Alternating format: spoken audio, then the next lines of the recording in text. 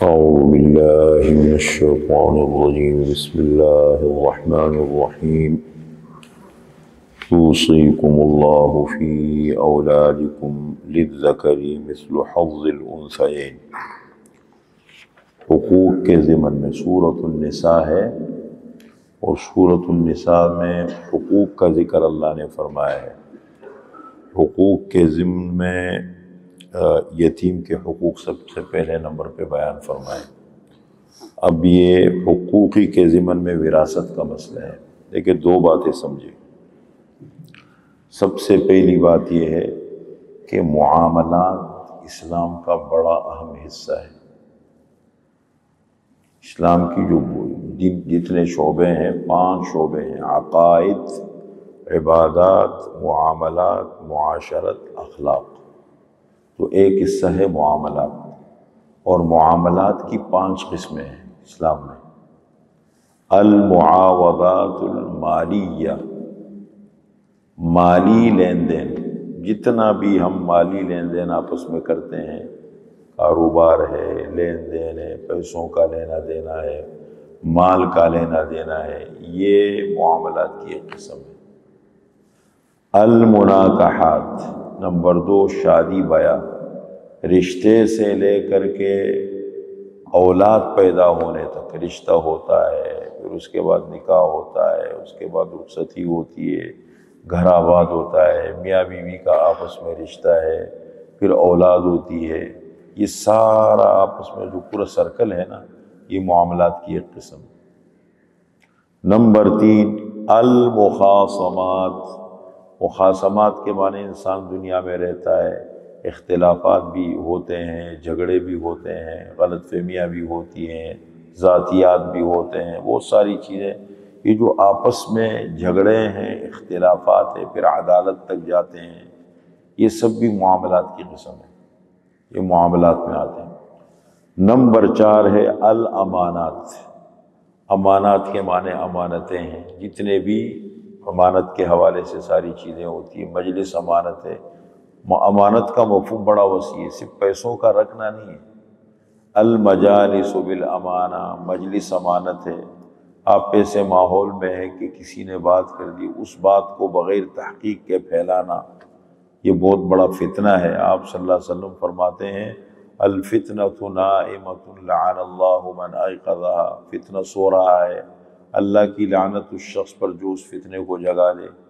بدگمانی ڈالنا گھروں میں، خاندان کے اندر، محلوں میں، مارکیٹ میں، ایسے بغیر تحقیق کے بعد پھیلا دی ہوتے ہیں نا۔ مارکیٹ میں لوگ کاروباری پتہ نہیں کیا کیا کرتے رہتے ہیں، ذخیرہ اندوزیاں کرتے رہتے ہیں، ذخیرہ اندوزی کرتے، چیزیں رکھ لی، وقت کا انتظار کر رہے ہیں، پھر مہنگے داموں۔ ضروریاتی زندگی، ہر وہ چیز جس پر عوام کی زندگی منحصر ہے، جو عوام کی زندگی کا کھانا ہے، پینا ہے، ہر وہ چیز، دوائیاں ہیں جو زندگی کے لیے بہت اہم ہے، اور وقت آپ نے اس کو چھپا دیا، اور آپ کو پتہ ہے پھر وہ اپنے مہنگے یہ جو رمضان المبارک میں فروٹ مہنگے بیچتے ہیں، دیکھو یہ سب اس کی قسم ہے۔ تو یہ امانات۔ پھر مجلس میں امانت ہے، ایک مجلس میں کسی نے بات کر لی تو کوشش کرے کہ دیکھیں جس سے فتنہ پھیلتا ہے نہ کرے۔ ہاں، ایسی بات کر دی کہ اس سے نقصان ہوتا ہے، اور آپ کو پتہ ہے فتنہ پھیلے گا، بدگمانی پھیلے گی، آپ نے جا کے کسی کو کہہ دیا کہ دیکھیں یہ بات ہے، اور دیکھیں اس سے تو بڑی حکمت کے ساتھ، تاکہ فتنہ نہ پھیلے، اس سوچ کے ساتھ کیے تو ثواب ملے گا۔ اب جھوٹ بولنا بہت بڑا گناہ ہے، بہت بڑا گناہ ہے، لیکن اگر ایک شخص 2 بندوں کو آپس میں ملانے کے لیے، 2 قسم کے لوگوں کو آپس میں ملانے کے لیے، تاکہ جھگڑا ختم ہو، اختلاف ختم ہو، میاں بیوی کا اختلاف ہے، خاندان میں اختلاف ہے، 2 افراد میں اختلاف ہے، اس کو ختم کرنے کے لیے بیچ میں مصلح بنتا ہے، کردار ادا کرتا ہے اور جھوٹ بولتا ہے۔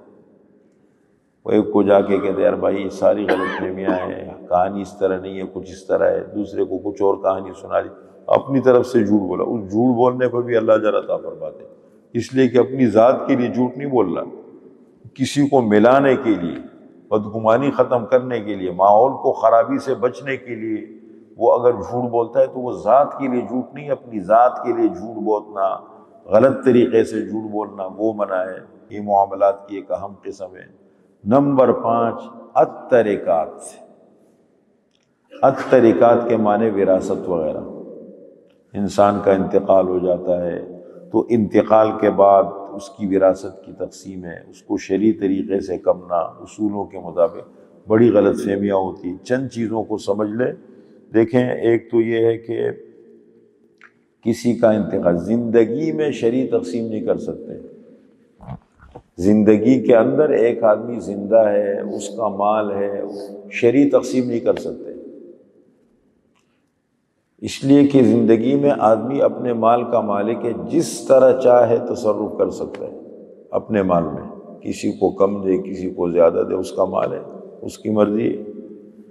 اگر بچے اٹھ کے کھڑے ہوں، ایک دفعہ مسئلہ آیا، بڑا ہنگامہ کھڑا ہو گیا، جی یہ ہے، بھائی الگ الگ رہتے تھے، سب کے گھر آباد تھے، بہنیں الگ الگ رہتی تھی، گھر آباد تھے، ماں باپ دونوں بوڑھے تھے، اب یہ پیچھے پڑ گئے، اختلاف ہو گیا، کہتے جی اب جو میرے پاس پڑھنے والے تھے وہ میرے پاس آ گئے، باقی نہیں آئے، جو میری کلاس لیتے تھے وہ آ گئے میرے پاس کہ جی وہ آپ شرعی تقسیم فتویٰ بنا لیں، اور شرعی تقسیم کرنی ہے، اور ظلم ہو رہے کیا ہے۔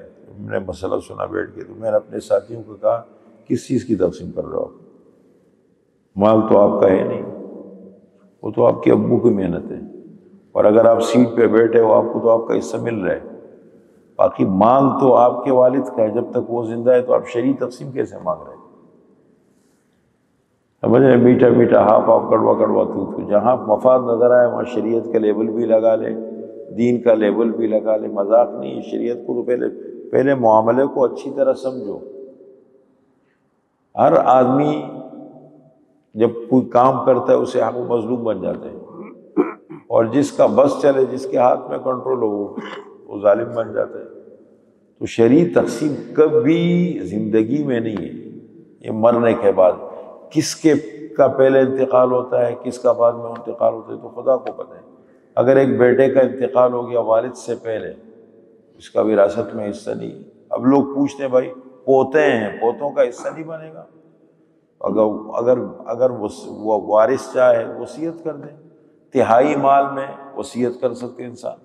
جن کا حصہ نہیں ہے، دین نے مقرر نہیں کیا، جن کا حصہ مقرر کیا گیا ہے ان کو کہتے ہیں اصحاب الفروض۔ اصحاب الفروض، جن کے حصے قرآن نے مقرر کیے۔ اب مثال کے طور پر کسی کا حصہ مقرر نہیں ہے، پوتے ہیں، بیٹے کا انتقال ہو گیا کسی کے والد، اب وہ وصیت کرنا چاہتے ہیں، تہائی مال میں کر لیں، وصیت کر سکتے کہ بھائی یہ میرے پوتے ہیں، میرے بیٹے کا تو انتقال ہو گیا تھا، چھوٹے چھوٹے بچے ہیں، وراثت میں شرعاً کا حصہ اب نہیں بنتا، ان کے والد کا حصہ بنتا تھا، میرے بیٹے کا بنتا تھا، میرا بیٹا دنیا میں رہا نہیں، تو اب ان پوتوں کو دینا ہے، میرے مال میں تہائی مال میں اتنا حصہ ان کو دیا جائے۔ جب وارث نے وصیت کر دی اب بات پکی ہو گئی، اب کیا کریں گے؟ ورثہ بیٹھ کے مال کے ٹوٹل 3 حصے بنائیں گے، تہائی مال میں ان بچوں کو بھی دیں گے۔ بالکل ہر چیز کا حل ہے۔ آدمی خود سمجھتا ہے کہ میرے خاندان میں غریب بیٹیاں ہیں، کوئی اور اس طرح کی ہے جو کمزور ہے، زندگی میں دے ان کو۔ زندگی میں تو آدمی مال کے یہ میرا پین ہے میرے ہاتھ میں، میری مرضی، میں اپنے بیٹے کو دوں، میں اپنے ساتھیوں میں سے کسی کو، یہاں نمازی کو دے دوں، میں کسی کو بھی دے دوں، میری چیز ہے۔ مرنے کے بعد وہ وراثت کا حصہ بن جاتا ہے، وراثت کا حصہ بنتا ہے۔ اسی طریقے سے ایک اور بڑی غلط فہمی ہوتی ہے وراثت کے اندر، میں وہ چیزیں بتا رہا ہوں جس کی طرف لوگوں کا ذہن نہیں جاتا۔ دیکھیں، ایک قانونی طور پر کسی چیز کا مالک بننا، مکان ہے، دکان ہے، فیکٹری ہے، کوئی بھی پلاٹ وغیرہ ہے، وہ اس کا قانونی طور پر مالک اپنی اہلیہ کے نام کر دیا، بیوی کے نام کر دیا، اپنے بیٹوں میں سے کسی کے نام کر دیا، بیٹی کے نام کر دیا، تو یہ قانونی طور پر کسی کو مالک بنانا کاغذات کے اندر، کسی ملک کے قانون کے اندر، پاکستان میں رہتا ہے، امریکہ میں رہتا ہے، کہیں سعودیہ میں رہتا ہے، قانونی طور پر کسی کے نام کر دیا، یہ الگ چیز ہے، اور شرعاً مالک بننا الگ چیز ہے۔ مسئلہ آیا اس دن کہتے جی یہ جگہ ہم نے دے دی اپنی، میں نے بیوی کو دے دی، ان کا نام کر دی. تو میں نے کہا دیکھیں مجھے یہ بتائیں کہ آپ نے نام کیا قانوناً صرف کاغذات میں، یا صرف آپ نے ایسا کیا ہے کہ ان کو باقاعدہ مالک بھی بنا دیا، شرعاً وہ مالک ہے؟ کہتے شرعاً بھی مالک ہے. میں نے کہا ایسے کر لو، یہ اپنے سارے جو وارث ہیں نا بچوں کو بتا دو کہ یہ قانوناً. اب کیا کرتے ہیں، قانوناً کسی کے نام ہوتا ہے اولاد میں سے، اب انتقال کے بعد وہ قابض ہو جاتا ہے. تو بھائی اگر قانوناً آپ کے نام کیا ہے تو آپ مالک نہیں بنے، اس سے شرعاً مالک نہیں بنے. شرعاً یہ ہے کہ آپ کو انہوں نے دے دیا ہو کہ یہ ان کا ہے، کسی کا ہے. اتنا واضح کرنا چاہیے معاملات کے اندر. اور اس طرح کے بہت سارے معاملات ہیں، مثال کے طور پر کافی چیزیں ہوتی ہیں. تو میں اس لیے بتا رہا ہوں آپ کو کہ میں چونکہ مسائل سنتا رہتا ہوں. اب مثال کے طور پر شادی ہو گئی تو شادی کے اندر جو زیورات دیے جاتے ہیں، ایک تو مہر ہے. عورت کے لیے مہر یہ شریعت کا بڑا اہم حصہ ہے. شادی نکاح 3 چیزوں کا ہے، 2 گواہ ہے، ایجاب قبول اور مہر ہے. مہر نکاح کا لازمی حصہ ہے، لیکن بوقت نکاح اگر مہر مقرر نہیں کیے تب بھی نکاح ہو جائے گا، بعد میں مقرر کر لیں. بعد میں رکھنے کے بعد بھی اس میں کمی بیشی کر سکتے ہیں جب، لیکن لازم ہے.